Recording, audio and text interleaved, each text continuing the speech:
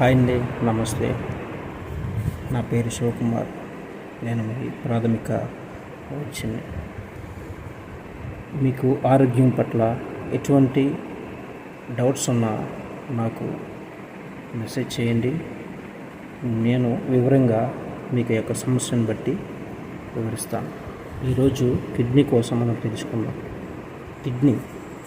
Kidney ఆరోగ్యంగా ఉండాలంటే మనం ఏం చేయాలి? First of all annual checkup compulsory చేసుకోవాలి. సీరం క్రియేటినిన్ ఎంత ఉంది, మధ్యలో కంప్లీట్ యూరిన్ ఎగ్జామినేషన్ కూడా మనం.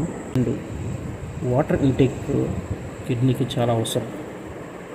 సుమారు మేల్స్లో అయితే 3 to 4 లీటర్స్ వరకు వాటర్ ఇంటేక్ చేసుకోవాలి. ఫీమేల్ అయితే 2 to 3 లీటర్స్.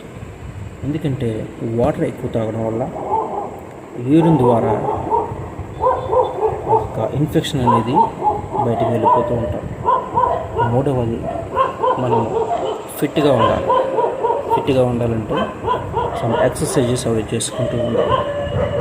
స్విమ్మింగ్ కావచ్చు, సైక్లింగ్, ఇవన్నీ కూడా చేయాలి.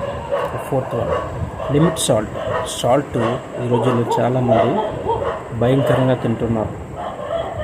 అయోడైజ్డ్ సాల్ట్ అని ఉంది, దాన్ని తీసుకోవడం మంచిది. అలా అని చెప్పేసి అయోడైజ్డ్ సాల్ట్ కూడా ఎక్కువ తీసుకోవడం మంచిది కాదు, కిడ్నీకి ఎఫెక్ట్ అవుతుంది. ఇక 5వది, ఎవరికైతే షుగర్ ఉందో వాళ్ళకి ముఖ్యంగా షుగర్స్ లెవెల్స్ని కంట్రోల్లో పెట్టుకోవాలి.